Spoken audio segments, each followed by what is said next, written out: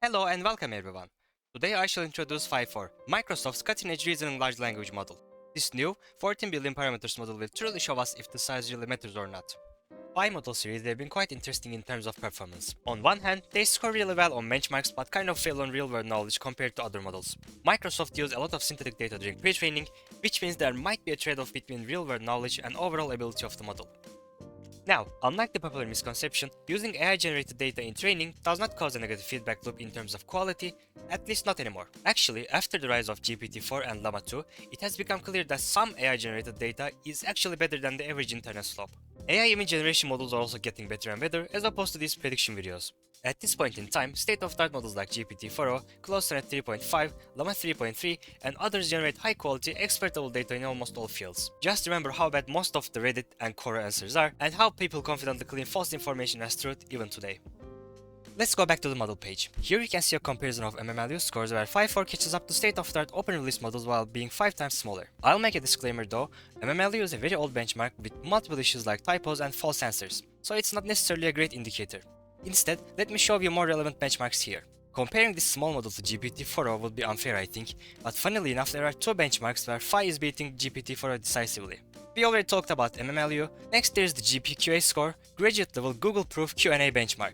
This is a private benchmark, which means the model should not be directly contaminated with it. 56.1 is an impressive score, leaving GPT-4 behind by a decent margin. On math benchmarks, Phi-4 again mostly beats the competition. OpenAI models have been great at math, and it's good to see that open-release models started to catch up. However, it fails heavily in simple QA, a factuality benchmark that measures the ability for language models to answer short, fact-checking questions, according to OpenAI's description. So basically, it sucks at fact-checking. Next, DROP is a cool benchmark described as Discrete reasoning over paragraphs is a crowdsourced, adversarially created 96K question benchmark in which a system must resolve references in a question, perhaps to multiple input positions, and perform discrete operations over them, such as addition, counting, or sorting. These operations require a much more comprehensive understanding of the content of paragraphs than what was necessary for prior data sets. 75.5 is a decent score. Still, Command 2.5 is shockingly good at this even compared to GPT-4o.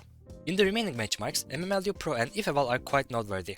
MMLU Pro is an improved multi-choice benchmark. It focuses on pretty much everything from basic science to psychology, philosophy, and law. 70.4 is almost GPT-4o level, which is very promising for a small model like this one. Phi-4 seems to be worse at instruction following if you look at the IfEval score, but I wouldn't count on it. Like I said, most benchmarks are flawed. For example, the model could be using a chain of thought style reasoning, which could make the model's answer longer and look like it's related to the question itself. I'm going to blitz through the remaining benchmarks. Human Eval is basically a coding benchmark. 82.7 is impressive, but for local use I would recommend Command 2.5 code models over anything available right now. LiveBench also seems like a cool idea. The evaluation dataset is updated every month to prevent contamination, so the scores will be fair. Lastly, Arena had used GPT-4 Turbo to judge and score the model answers. Now I will talk about a few important technical stuff. Firstly, the context length for this model is 16K. For reference, this is how long the entire B-movie script is in tokens. So you have a decent amount of space to work with if you wanted to write a movie script or two. By the way, I've skimmed through the paper and here they talk about the subpar instruction following capabilities. Turns out they might have aligned the model too hard for certain tasks like reasoning and Q&A. You can stop the video here to read more. Moving on, the model was going to be available on Hugging Face soon according to Microsoft, but they still haven't uploaded it there officially. No worries though, we already have the unofficial version available as well as the GGF files.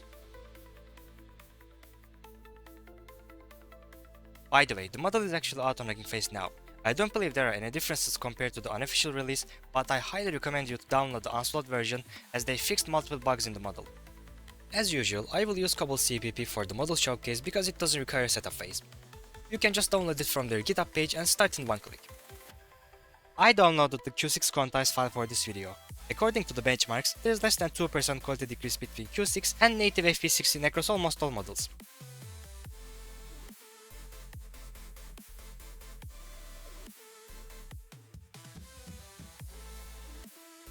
Okay, let's first check the template. If you are using Uba Buga WebUI, Llama or Gen, this should not be a problem, but with more customized alternatives like Cobol CPP, you may need to manually enter the template.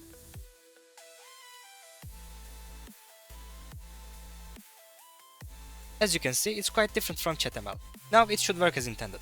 Let me actually try something very simple to confirm that the template is indeed correct, and it looks all good. Okay, let's start with some tough questions. For example, think step by step. How many R's are there in the word strawberry? And yes, indeed, there are 3 R's in the word strawberry. Perfect job. This is where Phi-4 excels. No, not stupid questions, but logic. Large language models predict the next token, and tokens are usually not single characters.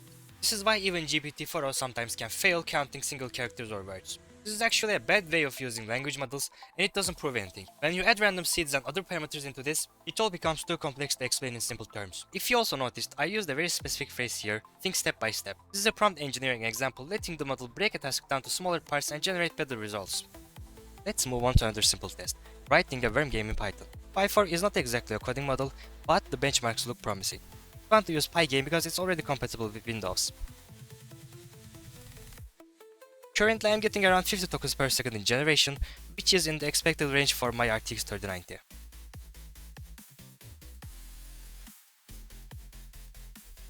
Okay, I'm going to save the code and run it now.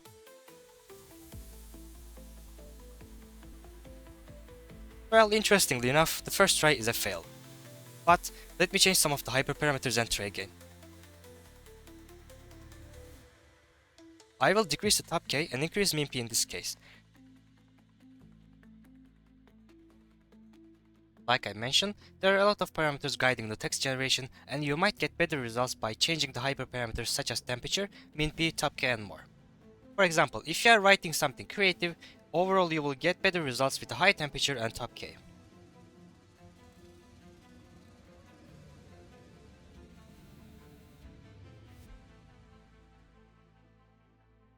And the second try works as intended. We have a timer, a worm, and a score. Now, last things last, let's try a slightly harder prompt to take a peek at Phi-4's prompt following ability. As you already know, cutting-edge models like CUDA Sonnet 3.5 and GPT-4o are great at following your prompts, even when they have multiple conditions. In this prompt, I will have 3 conditions: explain the topic, write 3 bullet points, and add a TLDR section. All in all, I expect the official release Phi-4 to excel in technical tasks like text classification, sentiment analysis, summarization, and coding. While paid models can chew gum and kick ass at the same time, Phi-4 is an entirely free and open model very close to GPT-4o mini levels. I just wish Microsoft had released a base model as well. I hope this video has been helpful in understanding the capabilities of Microsoft's open release Phi-4, and thank you for watching.